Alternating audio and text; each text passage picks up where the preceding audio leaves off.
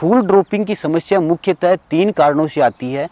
पहला कारण होता है किसी बीमारी का प्रकोप, दूसरा कारण होता है किसी कीट का प्रकोप, तीसरा कारण होता है इसके अंदर किसी न्यूट्रिएंट माइक्रो न्यूट्रिएंट का कमी, मतलब किसी न्यूट्रिएंट की डिफिशियंसी। ये 3 कारण मुख्य होते हैं। थ्रिप्स होता है वो पत्तियों को एक प्रकार से सारा जो इसका जो रस होता है वो चूस लेता है, जिसके कारण पत्तियां सिकुड़ जाती है।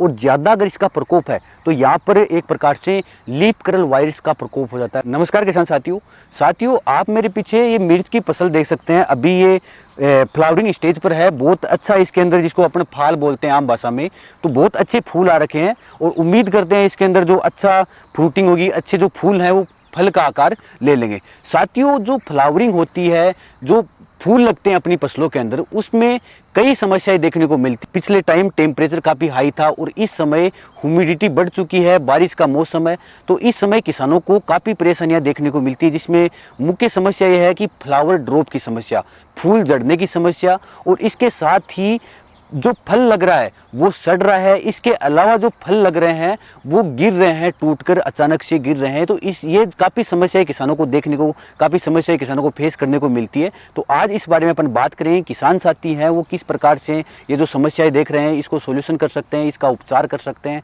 कौन सी दवाइयों का इस्तेमाल कर सकते हैं, तो इस बारे में अपन बात करते हैं।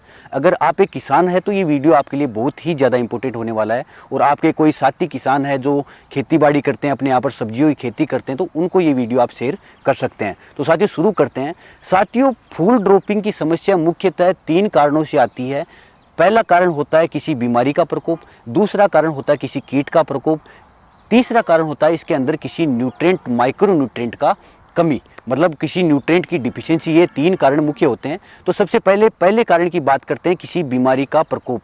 साथियों, बीमारी की अगर बात करें फसलों की, तो इसमें मुख्यतः 2 बीमारी आती है। इसमें एक तो बैक्टीरिया के द्वारा आती है, दूसरी आती है इसके अंदर फंगस के द्वारा। तो मुख्यतः जो ऐसा मौसम होता है जिसमें बारिश हो रही है, मतलब मौसम के अंदर नमी है या फिर टेम्परेचर हाई है, तो उस समय फंगस का अटैक काफ़ी ज़्यादा होता है। इस फंगस के कारण आपको फूल झड़ने की समस्या बहुत ज़्यादा देखने को मिलती है। इसके साथ ही आपको जो फल होते हैं, जिसे मैं आपको दिखा सकता हूँ, जो फल होते हैं वो एक प्रकार से, जैसे मिर्च की अगर बात करें तो मिर्च लाल होने लग जाती है। अगर और कोई फल है तो वो सड़ने लग जाता है। इसमें आप देख सकते हैं ये सड़ने की समस्या भी इसके अंदर काफ़ी ज़्यादा देखने को मिलती है। तो ये भी जो समस्या है वो एक प्रकार से बढ़ते तापमान से, फंगस की वजह से अपनी फसलों के अंदर देखने को मिलती है। तो ऐसी अगर आपके यहाँ समस्या है तो आप मान लीजिए आपके यहाँ पर फंगस का प्रकोप है। तो इसके उपचार की अगर बात करें तो आप अपने यहाँ पर सामान्यतः अगर नॉर्मल फंगस है, शुरुआती है, तो उस समय अगर फ्लावरिंग स्टेज नहीं है तो COC का आप स्प्रे निकाल सकते हैं। COC का मतलब कॉपर ऑक्सीक्लोराइड का आप स्प्रे निकाल सकते हैं। अगर थोड़ी बहुत इसके अंदर आपको गंभीरता दिखाई दे रही है, थोड़ा प्रकोप ज़्यादा दिखाई दे रहा है, तो आप बिना सोचे समझे एजोक्सी प्लस टेबुकानाजोल जो मिक्सचर साल्ट आता है उसका आप अपने यहाँ पर स्प्रे निकाल सकते हैं। अगर थोड़ी शुरुआती स्टेज है तो आप कार्बेंडाजिम मैनकोजिब का भी इस्तेमाल अपने यहाँ पर कर सकते हैं। तो ये रहेगा आपके यहाँ पर अगर फंगस का प्रकोप है। उस समय अगर आपके यहाँ पर बैक्टीरिया का प्रकोप है, मतलब बैक्टीरिया का प्रकोप की अगर मैं बात करूँ कि बैक्टीरिया का प्रकोप किस प्रकार से आप पहचान सकते हैं। साथियों, अगर आपके यहाँ पर पत्तों के ऊपर हल्के ब्राउन काले धब्बे आपको देखने को मिले, थोड़ा थोड़ा सफ़ेद धब्बे देखने को मिले, तो आप मान सकते हैं उसके अंदर बैक्टीरिया का प्रकोप है। तो आप अपने यहाँ पर एंटीबायोटिक के रूप में जो स्ट्रेप्टोसाइक्लिन आता है, वेलिडोमाइसिन आता है, उसका इस्तेमाल कर सकते हैं। उसकी अगर मात्रा की अपन बात करें तो आप 1 ml 2 लीटर पानी में मिलाकर आपको अपने यहाँ पर इस्तेमाल करना है। जो 6 ग्राम की पूड़ी आती है वो आपको 1-15 लीटर वाले टैंक के अंदर इस्तेमाल करनी है। अब बात करते हैं दूसरे कारण की, जो मैंने बताया था, कीटों का प्रकोप। साथियों, कीटों का प्रकोप भी बहुत मुख्य भूमिका निभाता है अपनी फसलों के अंदर, फसलों को रोग करने में। तो अगर कीटों का प्रकोप की बात करें तो मुख्यतः इस समय थ्रिप्स का प्रकोप काफ़ी देखने को मिलता है। थ्रिप्स जो होता है वो अपने पत्तियों के नीचे होता है या फलों के ऊपर चिपका होता है, जो अपनी आंखों से अपन उसको देख नहीं पाते हैं नॉर्मली। तो वो क्या करता है, पत्तियों के नीचे से रस को चूसता है। अगर पत्तियों के नीचे से रस को चूसता है तो पत्तियाँ सिकुड़ जाती है।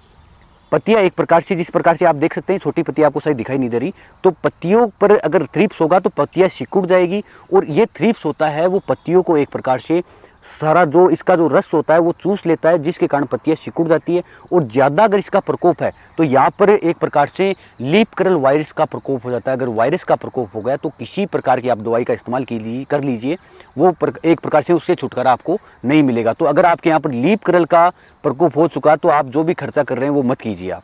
ये मेरी एक प्रकार से सामान्य मेरी तरफ से राय है। आप उसमें खर्चा मत कीजिए, उसमें किसी प्रकार का परिणाम आपको नहीं मिलेगा। परंतु अगर शुरुआती अवस्था है तो आप उसके अंदर इमिडाक्लोप्रिड का इस्तेमाल कर सकते हैं। 1 ml प्रति लीटर पानी के साथ घोल बनाइए और स्प्रे कर दीजिए। एसिटामिप्रिड का स्प्रे कर सकते हैं, थाइमाथोक्सम का स्प्रे कर सकते हैं। इसके साथ थोड़ा ज़्यादा प्रकोप है तो आप अपने यहाँ पर स्पाइनोटोरम जो 11.7% आता है, जिसको नॉर्मली एक डव की दवाई आती है, डेलीगेट आती है, टाटा की सुमिट करके आती है, तो उसका इस्तेमाल करके भी आप अपने यहाँ पर थ्रिप्स को अच्छी प्रकार से कंट्रोल कर सकते हैं।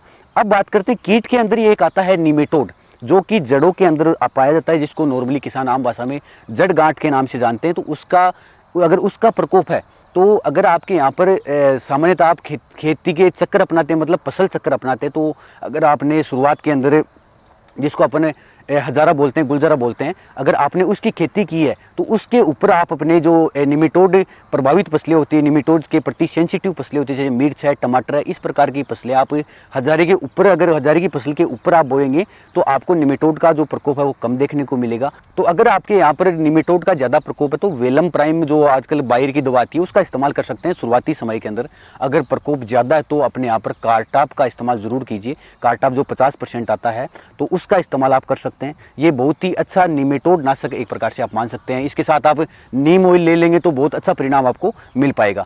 साथियों, इसी प्रकार से जैसे कीट का बात हो गई, अब आती है न्यूट्रिएंट डिफिशियंसी की बात। मतलब जो भी पोषक तत्व फसलों को चाहिए, 17 से 18 पोषक तत्व, अगर उनकी कमी है फसलों के अंदर तो आपके यहाँ पर फ्लावर ड्रॉपिंग की शिकायत होगी, फसलों के अंदर पीलापन देखने को मिलेगा, साथ ही फसलों के अंदर जो पत्ते होते हैं वो भी झड़ने स्टार्ट हो जाएंगे। तो उस समय आप अपने यहाँ पर माइक्रो न्यूट्रिएंट का इस्तेमाल कर सकते हैं। साथ ही जो मुख्य रूप से जो एनपीके आते हैं, नाइट्रोजन, फास्फोरस और पोटास, उसको भी संतुलित मात्रा में देना आवश्यक है। अगर एनपीके की बात करें तो आप एनपीके 19-19 का इस्तेमाल कर सकते हैं, जो कि एक संतुलित उर्वरक है। एनपीके के रूप में 18-18 का इस्तेमाल कर सकते हैं। साथ ही अपने यहाँ पर अगर फास्फोरस की ज़्यादा आवश्यकता है तो आप अपने यहाँ पर 1261 का इस्तेमाल कर सकते हैं। अगर आपके यहाँ पर फास्फोरस और पोटास की आवश्यकता है तो आप 05234 का इस्तेमाल कर सकते हैं। ये एनपीके इस्तेमाल कर सकते हैं। माइक्रो न्यूट्रिएंट के लिए आप अपने यहाँ पर जो अपने सागरिका तरल आती है इफ्को की, उसका इस्तेमाल कर सकते हैं। हुमेत्सु जो आता है इफ्को का, उसका इस्तेमाल कर सकते हैं। उसके अंदर भी माइक्रो न्यूट्रिएंट सूक्ष्म पोषक तत्व आते हैं। और भी बहुत कंपनियों के सूक्ष्म पोषक तत्व के लिए कुछ चिलिटेड आते हैं, कुछ 6 एलिमेंट करके आते हैं, तो उसका इस्तेमाल कर सकते हैं। अगर आपको किसी उर्वरक की ज़्यादा डिफिशियंसी, जैसे जिंक की वजह से पत्ते पीले हो रहे हैं, तो जिंक का इस्तेमाल कर सकते हैं 33% का। अगर कैल्शियम की वजह से आपको फ्लावर ड्रॉपिंग की समस्या दिखाई दे रही है तो कैल्शियम में जो बोरोनेट आता है उसका इस्तेमाल कर सकते हैं। तो इस प्रकार के सूक्ष्म पोषक तत्वों का, एनपीके का इस्तेमाल करके अपने यहाँ पर फ्लावर ड्रॉपिंग को आप कंट्रोल कर सकते हैं। तो धन्यवाद साथियों, जानकारी किस प्रकार की लगी, अच्छी लगी तो वीडियो को लाइक कर सकते हैं। साथ ही अगर आप चैनल पर नए हैं तो चैनल को सब्सक्राइब कर सकते हैं और अन्य किसानों के साथ इस वीडियो को शेयर कर सकते हैं। धन्यवाद साथियों।